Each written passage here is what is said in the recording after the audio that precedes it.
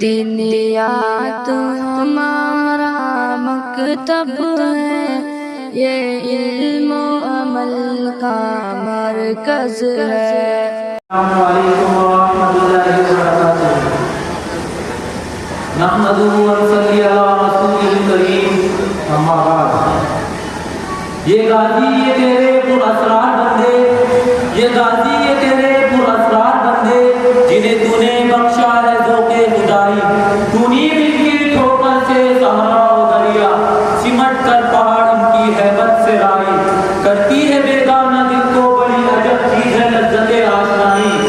شہادت ہے مطلوب مقصود مومن، شہادت ہے مطلوب مقصود مومن، نہ مال غنیمت نہ کشور کشائی۔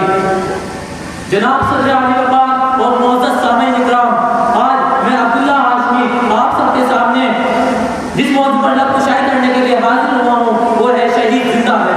ہم مسلمان جن کا ایمان ہے کہ شہید زندہ ہے اور اپنی رب کی جانب سے رزق پاتے ہیں، لیکن غور طلب بات یہ ہے کہ ہمیں معلوم ہو شہادت کی اصل روح اور تاریخ کیا ہے۔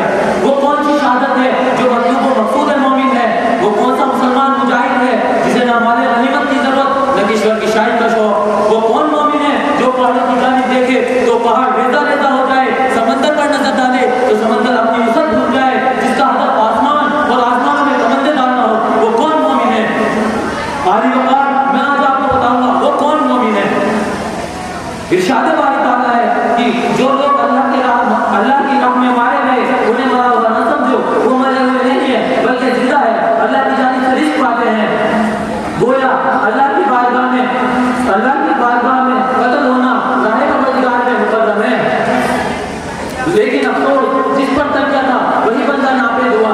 جسے سچ بات کہنے کو کہا گیا تھا اسی نے جھوٹ بولا، جس بندے کو حق بات کہنے کے لیے کہا گیا تھا اسی نے جھوٹ بولا، جسے امانت داری کا سبق دیا گیا تھا اسی نے خیانت کری، جسے خیانت داری کا سبق ملا تھا اسی نے ناپ تول میں کمی کری۔